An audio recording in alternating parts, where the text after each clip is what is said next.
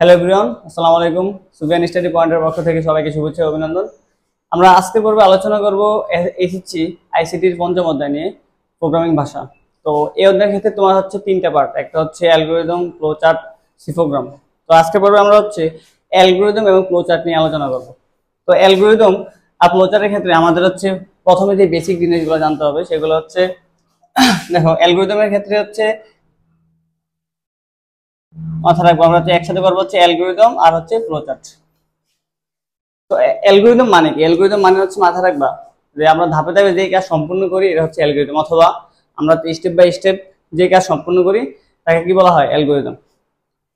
আর ফ্লোচার্টের ক্ষেত্রে মাথা রাখবে ফ্লোচার্ট, ফ্লোচার্ট অথবা প্রবাহ চিত্র।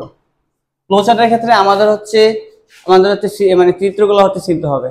তো দেখো, ফ্লোচার্টের ক্ষেত্রে আমাদের হচ্ছে যে বেসিক জিনিসগুলো অবশ্যই জানতেই হবে, এগুলো একটু মাথা রাখবে। যে যদি এরকম চিহ্ন থাকে তাই এটা হচ্ছে শুরু চিহ্ন অথবা শেষ চিহ্ন, মানে এটা স্টার্ট অথবা ইন্ড। যদি ধরো হচ্ছে এরকম থাকে সামান্তরিক, সামান্তরিক চিহ্ন হচ্ছে আমাদের কোনো কিছু ইনপুট এবং আউটপুট নেওয়ার জন্য আমাদের হচ্ছে সামান্তরিক চিহ্ন ইউজ করতে হবে। তাহলে মাথা রাখবো, যদি এরকম থাকে বৃত্তাকার থাকে তাহলে হচ্ছে মাথা রাখবে এটা হচ্ছে শুরু অথবা শেষ চিহ্ন। আর যদি তোমার হচ্ছে এরকম সামান্তরিক চিহ্ন থাকে তাহলে এটা হচ্ছে তোমার হচ্ছে ইনপুট এবং আউটপুট চিহ্ন।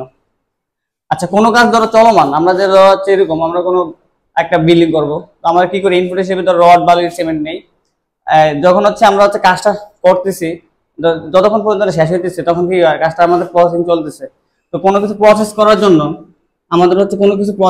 জন্য আমাদের এই আয়তক্ষেত্র ইউজ করতে হয়।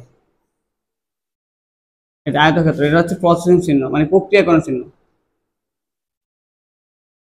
প্রক্রিয়াকরণ মানে যে কাজটা চলতেছে এটার জন্য আমাদের কি করতে হবে?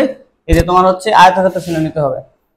তারপর ধরো কোনো সিদ্ধান্ত নেওয়ার জন্য, আমরা ধরো কোনো কিছু করার জন্য সিদ্ধান্ত নেই, যেমন হচ্ছে আমি ধরো দূরের রাস্তা কোনো দিক দিয়ে যাওয়ার সময়, এখন ধরো আমি কোন রাস্তা দিয়ে যাবো, তাহলে আমাদের একটা সিদ্ধান্ত নিতে হবে।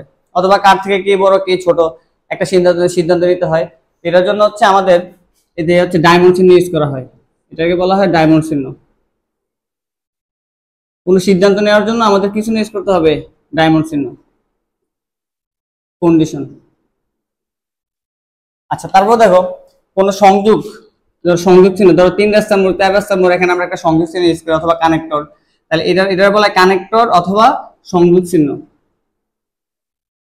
আচ্ছা, তারপর দেখো আমাদের হচ্ছে প্রবাহ চিহ্নগুলো ইউজ করতে হবে, প্রবাহ চিহ্ন। যদি এরকম থাকে এগুলোর বলা হয় প্রবাহ চিহ্ন।